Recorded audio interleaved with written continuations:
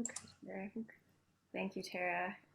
Yeah, it's a real honor to be on this show with you and to be in a place of getting to talk about this cause that we're so passionate about. My name's Asha, and I'm one of the founders of Mama's Movement.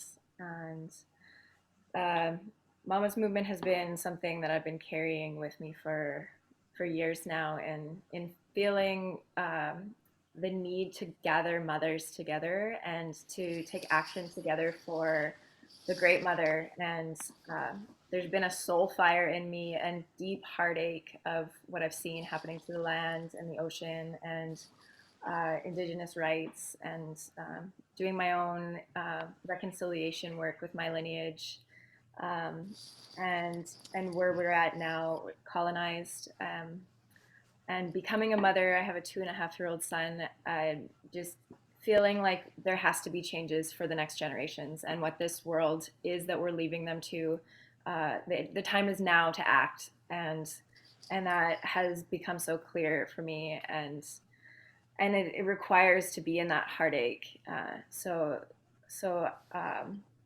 while I was feeling into how we could gather women together, Paula had come to me and spoke of pieces that were happening at Fairy Creek, and I'd gone and visited there a number of months before the protests had been happening, and just around there's an area called Avatar Grove, which is uh, oh my gosh, just so much absolute stunning majesty of very, very old forest, thousands, 2,000, 3,000 year old forest. And uh, it brought me to a place of reverence for the sanctuary that it was, in a way that I hadn't connected with nature before. I didn't know that the trees could sing so loudly in their silence. Uh, and in a time where eldership is endangered in itself, I felt like I returned to the elders of Mother Nature, and what that kind of guidance could really be in a spiritual way. And it struck me in a way that was so deeply moving, that when Paula came to me with her fire for this particular movement, something clicked with us joining into a partnership for Mama's Movement that was so clear and such a full yes. And ever since, there's been this beautiful alchemizing and weaving that many have come on board.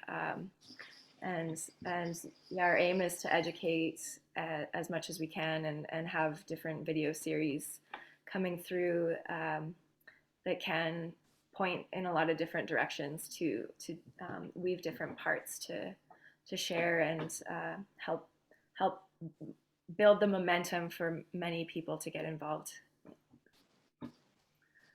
Yeah. And Paula? And my name's Paula Johansson, and yes, I sit in the same seat as Asha, as I'm a mother of two young girls, 7 and 2-year-old.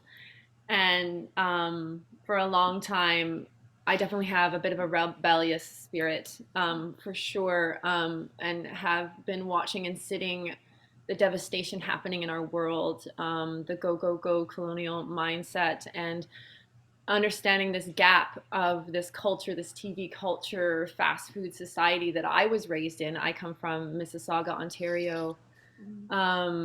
And just to go into just a little bit of just remembering sitting in Toronto and being like, I have to get to the trees. I don't even know what nature feels like anymore. Like, I'm so devastated. What is this? What's going on? And coming to BC, and from there, like, it's like a full body awakening, and not even being in the forest yet, but being in Victoria, which is very beautiful in a lot of ways. But then even being like, this is too much. I've got to get to Salt Spring, the unceded territory of the Coast Salish people. And I've moved here, and I've been here for 18 years. And in many different forms and facets, reclaiming my own culture. I'm a reclaiming witch. And I come from Celtic, Scottish, Finnish ancestry.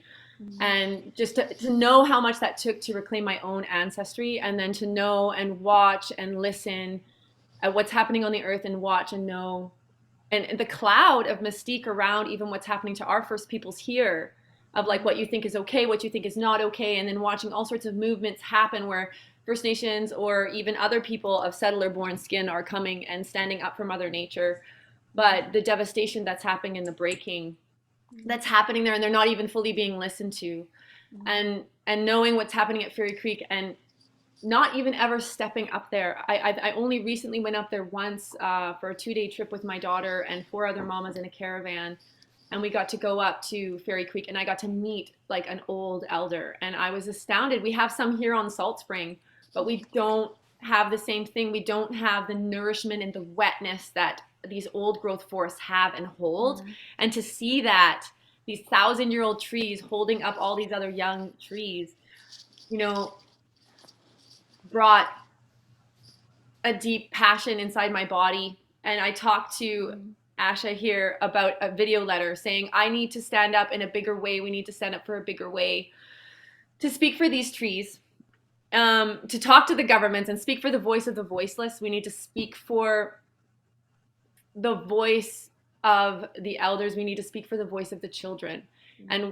And from that, just speaking with her and her having her passion and my passion, they just grounded and rooted each other into an action where we created the first video letter of the series, which is Arise.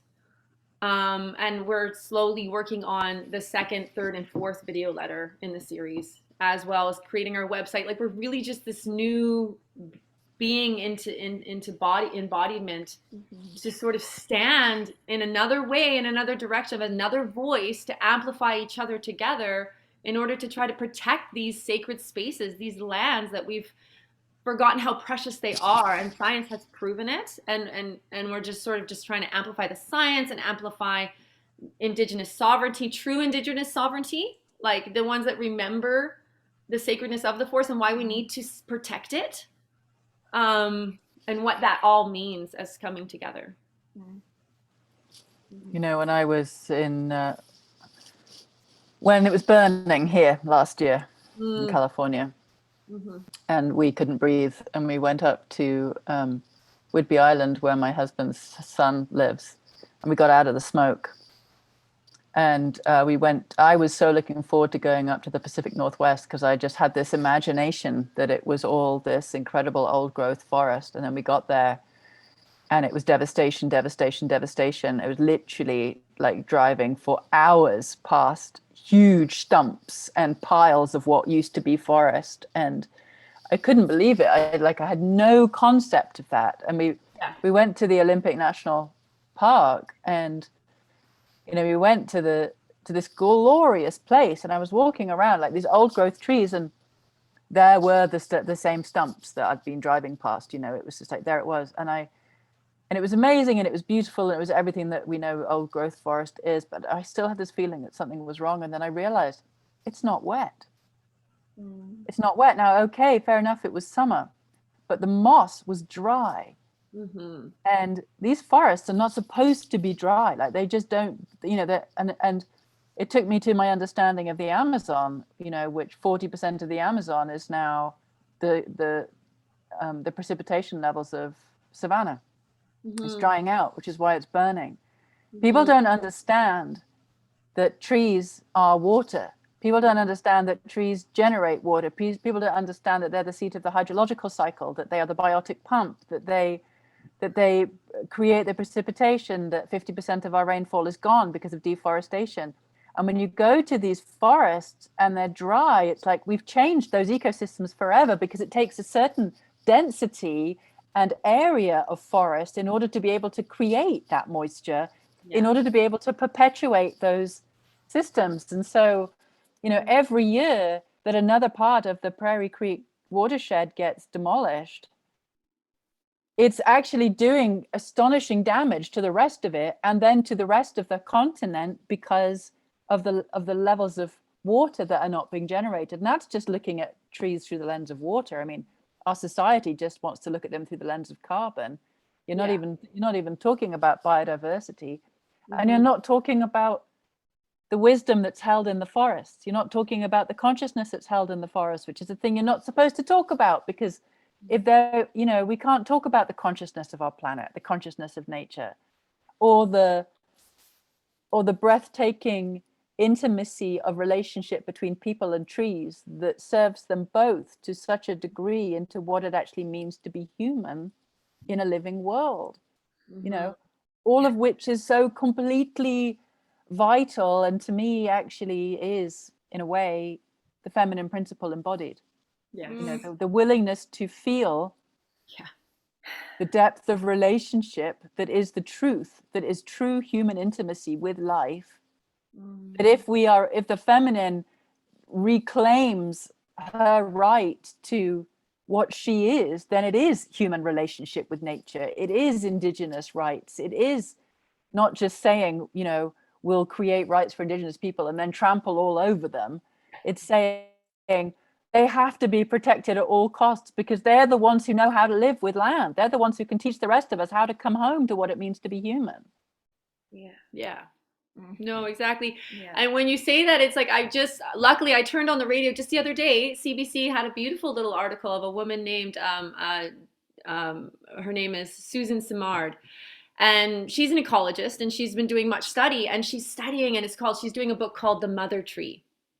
And this mother tree, she went with a team and learned about the roots and the interconnected roots of the system and how the trees hold each other up and how they're generating everything that you're talking about that they're generating now, and their language and their communication. And she was called crazy, this is insane, like by her colleagues and whatnot, but she kept trudging on and getting funding here and there and like keep studying it. And then luckily she talks about on this thing that she talks, and this is where it comes into First Nation. She, on her team, she says, I was very lucky that a woman, a biologist and a fishery woman and also an ecologist comes on, and her name's Teresa Ryan, and she's a First Nation. And she talks about how Teresa was just standing there being like, this is what my people have known all along. We know the interconnection of nature. We understand this. We understand the circle and how we need to take care of it. And you're just understanding it now through science. And so science is like learning what they have known all along. Meanwhile, we haven't heard their voices all along and trampled and taken it all away from them, right? So it's just a devastating cycle that needs to change. And as we're talking about, have extreme education and more education, because we're still at like just a tiny minute bit of really trying to learn and understand the injustices that have happened and the continuing injustice we create as a society going about the ways that we're going about by taking from nature, right? Really, you know, it's that I come to that. I mean, I've just got this terrible fear that by the time we wake up to it, it'll all be gone. You know, that's the fear that humanity can only wake up to the value of what we've been living in after it's destroyed. I mean, that's the path that we're treading currently. Yeah. And even here, when it's just like, it's unbelievable to me that you can have First Nations people saying this is the last of its kind, and the logging companies still looking through the lens of, yeah, it's the last of its kind and we want it, you know, and that actually is that is them also doing their best, you know, because that's the consciousness that makes sense to them, you know, and it's so disconnected from the sacred. And what do we do with that? You know, how do we not just create more opposition? And that's what I don't know. You know, I don't know. It's why I'm silent. It's why I'm sitting here just with the question, just like in the agony of, when the powers that be do not perceive what they're doing as corrupt, when the powers that be do not think that there's anything wrong with still assimilating Indian children, with still doing the things that they're doing, taking away their cultures, still, like they still think that's the right thing to do. And when opposing them and saying, no, it's wrong what you're doing, just creates opposition. And that opposition then creates more polarization. The polarization creates more resistance. What do we do? You know, what do we do? And you know, all I can think is to educate and awaken, is to try and say, do you know this is what's happening? Do you know this is what has happened? Will you hold your government to account? You know, and what can the women do that only the women can do? You know, what is that? What is it that the women can do that only the women can do? And I don't, you know, certainly feeling it, being aware to be awake to it, and I just keep thinking to put our bodies on the line, like just go be there and put our bodies on the line. It's just like, yeah, yeah. There's something that happened to me after becoming pregnant, and this place of surrender, of like creator moving through me, and that I got to witness it, like the reverence that was growing in my belly, that feels like unique as a woman, that we can have access to becoming creator, or united with creator, and to not think of that in an egotistical way, but to surrender to it, I think, is a natural state of the feminine, this sort of receptive, um,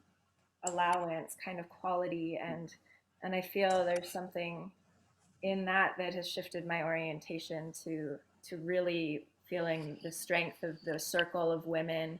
I mean, even in Indigenous cultures, the matriarchs and the women elders were the ones that carried, Mm-hmm. Yeah. the village. Like there's something of that sacred circle of them holding wisdom of the trees, and I'm humbled in saying I don't know what that is as a woman, but there's something I feel in this way of beauty and softness, and um, the willingness to remember, or maybe still being having some intact uh, anchor into our lineage that we can access through our womb line, that I find magical. That is similar to the ancient roots of the trees, and when I go in the trees, like there's a way that my dance can flow, that I feel like I can unite with a root system, or like a song can come through, or whatever that sort of channel is. I feel, and it's available to everyone. But there's something about the feminine intuition, which men have as well. We both have both aspects, the masculine and feminine. But I have a lot of reverence for the womb carriers, and that feminine quality. when I had the car crash that I was given Tree Sisters, you have to mobilize the women. You have to mobilize the women. Women are the missing piece. Women are the womb carriers, and Earth is womb. Women understand the cycles of life that happens through their bodies every month. Mm-hmm. Feminine consciousness is the consciousness of seasons, of cycles, of, like I literally it was a male voice speaking to me in the car. And it said, your project is called Tree Sisters. It's a crowdfunding mechanism. You have to make it as normal to give back to nature as it currently is to take nature for granted, blah, blah, blah, all this stuff. And then it ended with, women have to remember who and what they are. Feminine consciousness has to be reinstated or it's over. Mm-hmm. And, I've been trying with my gallant team to bring Tree Sisters to the world for 10 years now. And what's been incredibly hard and humbling is to see how patriarchal consciousness is inside of women, how the oppressive system is inside of women, how we get pulled in the charitable system back towards measurables and deliverables and impacts, when actually what's most needed is the transformation of women's relationship with ourselves, each other, and nature. Mm-hmm. And to trust that if we do the inner work back into the lineages inside of our bodies and back into relationship with our wombs, that we can shift consciousness on this planet. And it's really hard because the devastation is going on so fast. Yeah. So fast. So I just keep getting pulled back into that place of deliver, and actually, how much do we trust that if we can breathe in deeply enough and remember and hold space for a different world, then that actually is transforming the consciousness of the planet, and behavior will change. It's incredibly difficult to hold on to that with the rate of destruction that's going on. But there is a role for women, and I keep coming back to that. Feminine consciousness has to be reinstated or it's over. Beautiful. Yeah. Mm-hmm.